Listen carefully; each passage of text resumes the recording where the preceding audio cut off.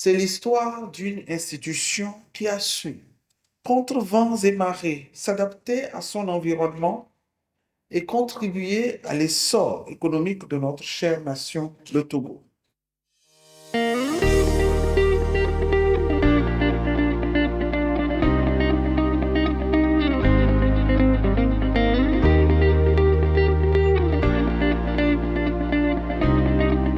La Chambre de commerce et d'industrie du Togo, effectivement, a eu un siècle.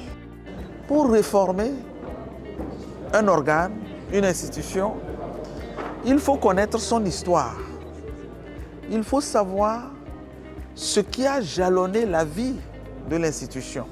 On avait du mal à retrouver les éléments, comme le professeur le disait tout à l'heure. Peut-être parce que dans le temps, la bibliothèque, c'était des documents physiques qu'on archivait quelque part. Et au gré des déménagements et tout le reste, c'était très compliqué. Donc c'est vraiment ce qui m'a amené à vouloir rassembler toutes ces informations. Et de fil en aiguille, on a trouvé cette histoire très passionnante de la Chambre de commerce et d'industrie du Togo, que j'invite vraiment les Togolais à découvrir.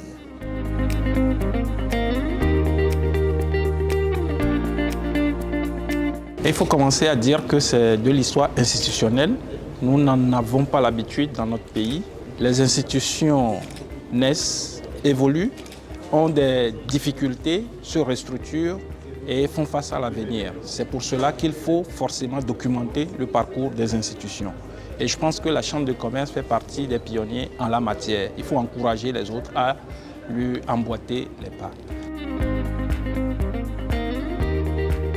Je retiens les grandes actions que la Chambre de commerce a pu verser dans le grand tableau du développement du pays, notamment la création de la SALT, la Société aéroportuaire de Lomé-Tokoin, la création de Ecobank internationale, la création de la zone franche internationale, zone franche industrielle, et puis beaucoup d'actions sur le partenariat entre Chambre de commerce et partenariat entre l'activité commerce.